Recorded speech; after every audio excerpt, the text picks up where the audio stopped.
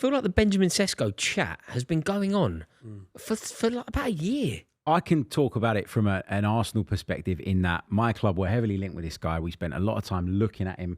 We spent a lot of time as fans really kind of drilling down on what makes Benjamin Sesko the player he is. Why is he so sought after? Why is he so coveted?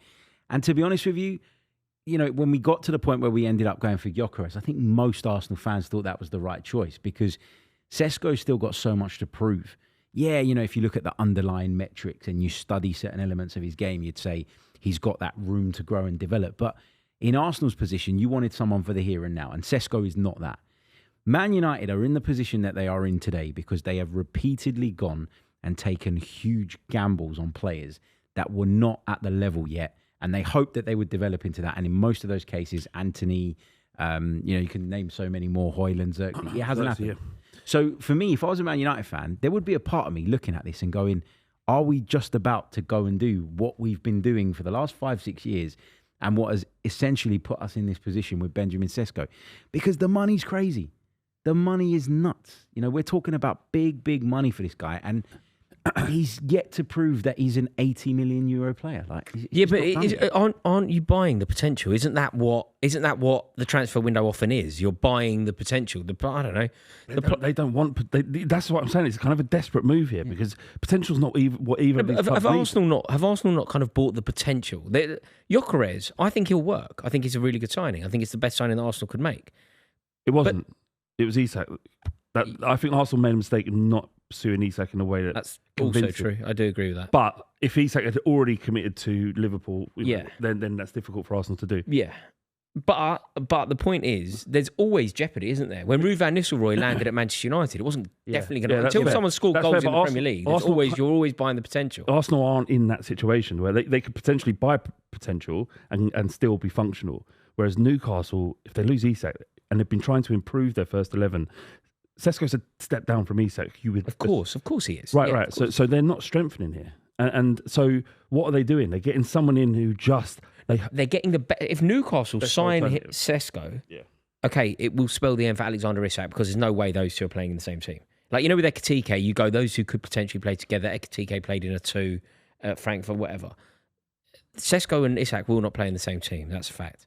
But the best thing that Newcastle could possibly do if they lose Isak is sign Sesko, isn't it? Yeah, here's the problem. I don't think it's so such. Here's the problem. You're talking about, two clubs, especially Newcastle United, right? We hear so much about how the PSR stuff is all working against them and they're in a real rubbish situation as a result of that and they can't progress. And then you've got Man United and you've got Sir Jim Ratcliffe coming out and telling everybody, I've got to cut lunches and this and that to keep the club financially viable.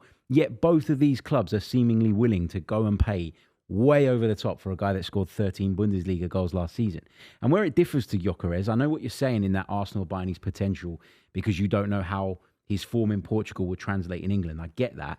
But he smashed it in Portugal. He didn't just get by in another league, right? He smashed it. 39 league goals versus 13 league goals. And spending less money. Thing. If I was a fan of either of those two clubs, I'd feel really uneasy about spending that kind of money when you think about the broader landscapes those clubs are working. But they have to do it, Harry. Both of them need to do it. Go and buy Ollie Watkins for 40 million. No, but he's no good. And he's 29. Ollie Watkins is more of a sure thing in the Premier League today than Ben. I can't believe he's no good. He's really good. Watkins I don't rate. On what basis? Hang on. I think he's really, really good. Sorry, we're talking about the upper echelon of the Premier League title. Right. Yeah, but when you say something definitive like he's no good. No, this is the point. We're not talking about the upper echelon. We're talking about Newcastle. Well, Newcastle were in the Champions League. And Man United finished 15th last year. They did, but that's not who they want to be. So is Cunha... I think Cunha... And Mbeumo, they're not. They're players that are not in the upper echelon either. And that's what Man United have done. That's why this makes no sense. They've come out this summer and gone, we need to improve and we need to improve quickly. Let's go and get Premier League proven players. And then they turn their nose up at Premier League proven players and want to spend 80 million on Sesko. With Ollie Watkins, look, Ollie Watkins has had an amazing career. I would love to have had Ollie Watkins' career. This isn't a slight on him. I just don't think that he's Manchester United good. I think Ollie Watkins is a very good Premier League player. That's it. And that's an amazing thing to be. But I don't think that he is a world beater. I don't think you win a title with him leading the line. I don't think that you reimagine yourself. And I guess the logic would be, I don't think Ollie Watkins is good enough to lead the line for Man United. Sesko might be. Might being the key word. Yeah, but Watkins isn't. For the record, I want to see Sesko in the Premier League. I think he'll come to the Premier League. Yeah. He's 6'5". He's incredible in the air. Unreal physically. He's no doubt. 6'5". 6'5", isn't he? Yeah, he's massive. That's huge, mate. And he's just the kind of player you want to see, and you can visualize him. All the incredible forwards that Newcastle have, like Asprilla, and these sort of enigmatic, sort of mercurial players. That was what was synonymous with me and Newcastle. So it would be like a nod back to them. But if you're Newcastle and Ollie Watkins is available, I think it's a sure bet. Really, I could see him doing well. Why? I just don't rate Watkins. I feel like he's less of a gamble than Sesko. He's less of a gamble, but it's less potentially brilliant as well. I do have. Yeah, you're right. And the ceiling. It's like Defoe would have been a safer choice for Chelsea to sign rather than Drogba. But we signed Drogba and we won a European Cup. Do you know what I mean? Yeah, but if your club's in a great position already, you can probably afford to say, I really think Benjamin Sesko's got more potential upside, so let me go for that. Like if Arsenal signed Benjamin Sesko from their current position, that would be okay. Yeah. But for Man United, I don't City think... signed him. If City signed Sesko, you're saying basically he can come in, find his feet, learn from Haaland. If a club is struggling on the pitch, but off of it as well, which Newcastle are because they can't generate the revenues to catch up with PSR, and Manchester United are because we keep hearing one of their owners coming out and telling everybody, and we keep hearing these horror stories about all the cutbacks. Those two clubs are not where they want to be on the pitch or off the pitch. Okay, so where's Sesko playing come the start of the season? I'm going to say Man United. Flav? Yeah, I think he probably will go to United. I mean, the Newcastle. If the choice, just quickly, between Watkins and Sesko, despite the kind of the surer bet being Watkins, if you're looking at them needing to be in a situation to sell in the future, there's massive value in Sesko. Even if they don't get what they paid for, there's sell on value. Watkins is there's none. So you can understand what they're going. I mean, and the saga that has been rumbling on, this is the protracted, drawn-out transfer saga of the summer, isn't it? Yeah, it's one of the ones that you don't even care where he goes in the end, do you?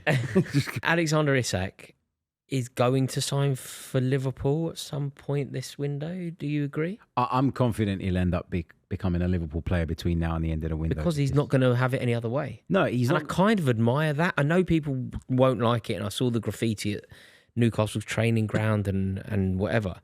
But football isn't very kind to loyalty. Like we love loyalty as a quality in the team, in the players that we love. But football generally doesn't respect it. Like I don't think that Harry Kane's legacy in this country has been done any kind of favour with all the love and loyalty he showed Tottenham. He should have, the first second that Man City showed any interest in him, which was probably about 2019. That's when he should have gone, do you know what? I'm out of here. And if he'd done that, he would have had, he might have had the treble and a season like Haaland and everybody would see him. But some people are stand-up individuals. You don't have to be an arsehole just to win trophies. It's okay to just go, do you know what, this thing's more important than winning a trophy with a nation-backed state club. But what I'm saying is people aren't very kind about that. So Matt Letizia... You're not. I am. I respect it. I actually am. Weirdly, I'm often called a nostalgia. I kind of like the loyalty. I like players. I always talk about like being a one-man, like a one-club man. I think it's an amazing achievement, the likes of Paul Scholes, Ryan Giggs. So what is and that's why I was saying Trent Alexander-Arnold should have stayed. I like all of the romanticism. But if you look at the way that people these days talk about Matt Letizia, because he's scoring goals for Southampton, people are like, well, he wasted his career, he shouldn't have stayed there. With regard to Harry Kane, well, he didn't win. He had to go to Germany to win a trophy. He should have got out of that contract. People aren't respectful of that sort of loyalty. And Alexander Isak has probably watched what happened to Kane and has gone, I'm not doing that. I've won a trophy and now I am on my bike. Well, then don't sign the contract. You should honour your contract. But the angle of this that I think people overlook. Definitely not refuse to train. That is outrageous. Doing everything within his power to get out of it. Disgusting. He's doing behaviour. everything in his power to get the move that he does deserve. It doesn't matter whether he deserves it or not. He owes Newcastle 3 more years. No, he owes Newcastle the 115 million that Newcastle will get paid for his services. if that's how they value him. If it maybe he owes Newcastle 150 million or 200 million. Well, they'll get whatever they negotiate. You can't put down tools and refuse to train. It's not acceptable under any circumstances. You can't play for a club and waste your career. Either. That's a player power thing that's developed over years and years and years, and I don't think we can hold Alexander Isak as an individual accountable for that. And on top of that, the angle that people I think are missing in this Isak conversation is this isn't Alexander Isak waking up one day and going, I want to go to Liverpool, and now deciding I'm not going to do anything here at Newcastle. I'm going to refuse to train or whatever. This has been building for ages, clearly, right? If you listen to sort of those that cover Newcastle closely, we've heard reports of him being offered a new contract that never came. We've, in terms of bumping up his salary, we've heard reports of this Newcastle project going boom. They're going to go and get X, Y, Z. They've done none of that in the last few years. You know, they've not shown, and they'll tell you that it's because of PSR, and that's probably right. But the project hasn't progressed. No, it hasn't. You know, in the last 3 years, they've gone Champions League, out of the Champions League, Champions League. They'll probably be out of the Champions League next. Won a League Cup, signed Aaron Ramsdale. Now, it's great in terms of Newcastle. Newcastle are progressing. But for Alexander Isak, it's not enough because he's striker in the country. So he needs to fire his agent. He needs to find a new agent immediately because they haven't put in KPIs for his contract. If we don't achieve this by this date, then a release clause is met. There's clearly no release clause in his contract, otherwise Liverpool would have. So the only person really to blame here is his agent. His agent, in the same way that Harry Kane's brother convinced him or said, look, Harry, they've given us 6 years. 6 years? Fucking hell, that's great. There's no release clause in it. Don't worry, we'll sign it. They shook my hand. They said it'll be okay. He needs to fire his agent, if that's the issue here. Yeah, but what you can't, even if that's true, and you say, yeah, fire the agent, yeah, fine. But you can't expect Alexander Isak to stay playing for a team that aren't demonstrating any sort of ambition. Certainly not an ambition to match having the best striker in Europe. In fairness to Newcastle, though, Rory, like as a club, they've taken big steps forward. But the problem is that the steps are not big enough for Isak. But they haven't. Because he's one of the best in the world. This summer was supposed to be... You can't deny that they've progressed. They have. No, they have. It's not enough for him. They have, but what they didn't do is kick on this summer. So say this summer had started. So take your minds back to February, March, when they beat Liverpool. They beat Arsenal home and away, then they beat Liverpool in the League Cup final. They won their first piece of trophy for basically 100 years. The euphoria, Eddie Howe, all of this, what's going to happen in the summer? And Alexander Isak was probably thinking, okay, great, let's see. In that period, they've tried to sign Gahey, they haven't signed him. They tried to sign João Pedro, they haven't signed him. They tried to sign Liam Delap, they haven't signed him. Trying to sign Mbermo, didn't sign him. Trying to sign James Trafford, didn't sign him. I'm doing this off the top of my head, by the way. Yeah. And Isak's probably looking around. You know, had they signed Liam Delap and João Pedro and Mark Gahey was playing for Newcastle, maybe Alexander Isak goes, hold tight, this is okay. I think what we haven't discussed here is the lure of Liverpool here. I think regardless of what Newcastle did, he probably just wants to go and play for Liverpool. But do you not think that this would be happening? Say Liverpool didn't sign him, or Liverpool have walked away. Do you not think that ultimately he just wants to test himself against the very best, with the very best, and that doesn't involve Newcastle? Yeah, of course. I reckon he does want to do that. So look, Liverpool are the only suitor, and that's why Liverpool hold all the cards. That's the thing that I was touching on. Then it goes to show as well, if Liverpool are the only suitor and he's only agitating for this move, as far as we're aware, now that Liverpool are coming in, this shows you that this is not Alexander Isak just being difficult.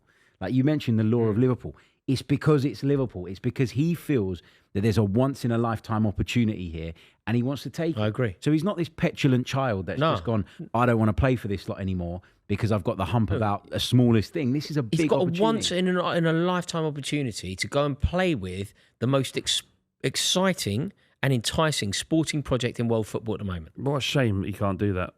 He can do that. But what in it? Like it's like you don't down tools. You don't refuse to play. You don't. You honour your contract. You be a man and you do what you say you're supposed to do. Can I not position this the other way? You don't hold somebody against their will. You don't tie somebody down. If somebody wants to leave and you can get well over 100 million quid for that player, you don't have the right to dictate to somebody what your contract is. Your contract is effectively a guarantee, and it's a financial agreement.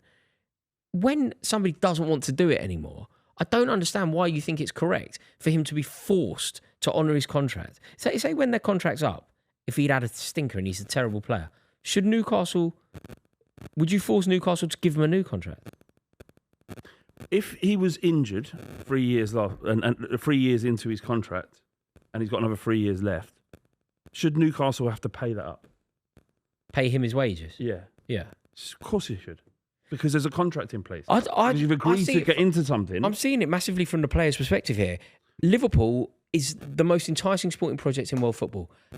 He is the best striker in the league. He is the best striker in the league, and he plays for the team that finished 5th in the country. The summer has seen Anthony Elanga and Aaron Ramsdale arrive. Simultaneously, the club that are trying to entice him have signed Florian Wirtz. They already have icons like Virgil van Dijk and Mohamed Salah. I understand why he wants to go to Liverpool. Of course, but why should his career be hampered? You signed a contract. It's the whole point. It's the foundation of. So it's that for you? Just the bottom line here. Your word is binding. You are your word, and you've signed this deal. So honour it. It's including every stipulation that you can put in a contract to get out. Yeah, including all those as well. Not just your word is bond. Right. Do your job, agent. Yeah. Foresee the projection of your client, and give them an opportunity. What happens if your agent has made the error here? Then, as you said, sack your agent, right? So your agent should Alexander Isak be Rory, because you see things differently at different times and at different points. Like, I wouldn't blame the agent. No, but the agent's responsibility is to preempt this. But the precedent around this player power thing of refusing to train so that you can get what you want has been set years ago. No, but when Martial had a Ballon d'Or clause, that was good work from the agent. Put it in. Might work. Yeah, but like put in a release clause of 100 million. You might need it. I just don't. I think when you enter negotiations initially, when you join a football club or you do your first renewal, your outlook is probably very different to what it is 3 years down the line if you don't think the project has moved forward and stuff. So I think like it's really easy to look back and say he should have done this or he should have done that. Ultimately, the precedent has been set. Let's not hold Alexander Isak accountable for the way football's gone in general, where players, when they want to move, they get it. Could he stay at Newcastle? It's going to be tough. Like, if I were Newcastle... Do you hear Anthony Gordon talking about this, by the way? Anthony Gordon clearly... he nearly signed for Liverpool last year. Gordon obviously regrets not signing for Liverpool, and he basically went, you can understand it. Like, I know, I wish him well. I hope he gets his move. Genuinely. I mean, that's what it's a players' union, though, isn't it? Yeah. They would do that. Yeah. I wonder where... Okay, St. James's Park, that Monday night, Liverpool under the lights, St. James's Park. Alexander Isak is playing. Who's he playing for? The home team or the away team?